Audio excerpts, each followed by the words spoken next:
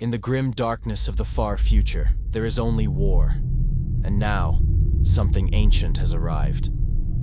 He is no psyker, no demon, no servant of the Emperor. He is older than stars, cloaked in gray, wielding light against shadow.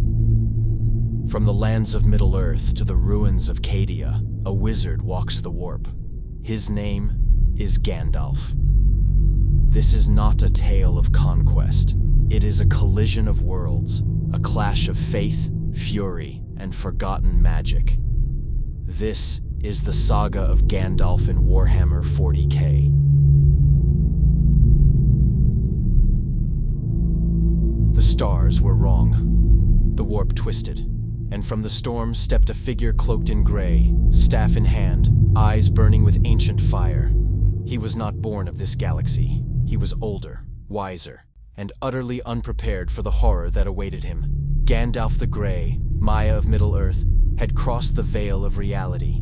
The Imperium of man did not welcome strangers, especially not those who wielded magic. He arrived near the ruins of Cadia, where the warp still screamed. A patrol of Astra Militarum spotted him first. They saw a robed figure walking calmly through the storm. They raised their lasguns. He raised his staff. The first bolt of light shattered the sky. Not psychic, not sanctioned. The Inquisition would soon be alerted. The blast was not psychic. It was older, wilder. The Astra Militarum patrol fell back, stunned, not by violence, but by awe. The robed figure stood untouched, his staff humming with power. Within hours, Vox transmissions reached the nearest inquisitorial outpost. Reports of a rogue psyker wielding unknown energies.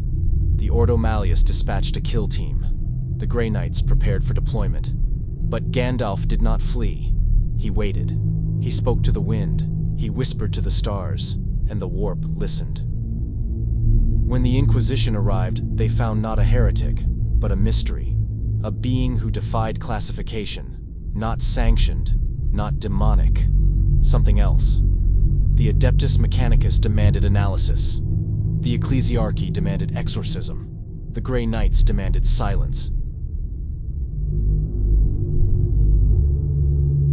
Man is built on fear. Fear of the unknown, fear of the warp, fear of change.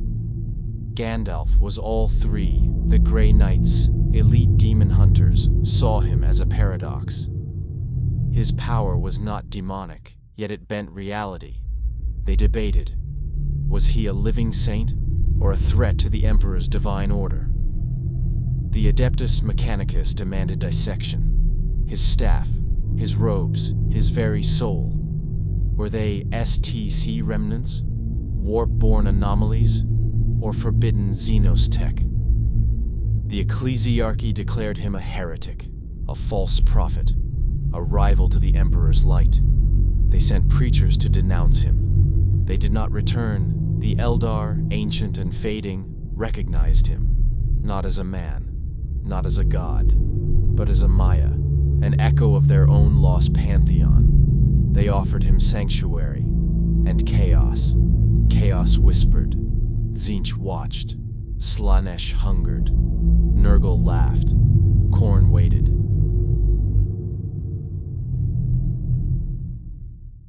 The Hive fleet had arrived. A tendril of Tyranids descended upon the ruins of Cadia, drawn by psychic echoes and the scent of power.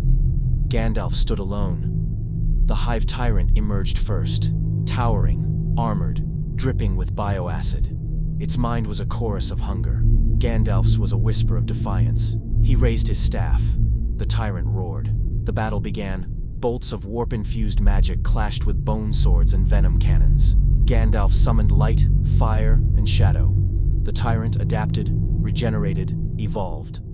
But Gandalf was not merely a wizard. He was a Maya, a being older than stars. And in that moment, he remembered who he was. With a final incantation, he shattered the sky. The tyrant fell. The swarm scattered. The warp trembled. Gandalf was not a psyker. He was not a demon. He was something older, something purer. His magic did not draw from the warp. It bent it. To the ecclesiarchy, this was heresy. Power without prayer. Miracles without martyrdom. They saw him as a false prophet, a rival to the Emperor's divine light. To the Adeptus Mechanicus, he was a walking contradiction. His staff defied analysis. His spells ignored logic. He spoke to fire and shadow as if they were kin. They called him a techno-heresy incarnate. To the Grey Knights, he was a puzzle. His aura was calm, yet potent. His mind was shielded, yet open. They debated, was he a living saint, or a threat to the Emperor's divine order? And to Gandalf, they were children. Brave, broken, brilliant children. He saw their fear, their faith, their fury, and he mourned what they had become. He did not seek to convert. He did not seek to conquer. He simply stood, and in standing, he changed everything. The death of the Hive Tyrant was only the beginning. Gandalf's victory echoed across the stars. But it was not the battle. It was the idea. A being of power, unbound by the warp. A mind untouched by corruption. A soul that did not kneel to the Emperor, nor fall to chaos. The galaxy had never seen such a thing. The Grey Knights began to question. The ecclesiarchy began to fracture. The Mechanicus began to evolve. A new sect emerged, the Order of the Grey Flame. Warriors, scholars, and psychers who followed Gandalf's teachings. Balance, wisdom, and resistance to the warp. The Eldar grew bold.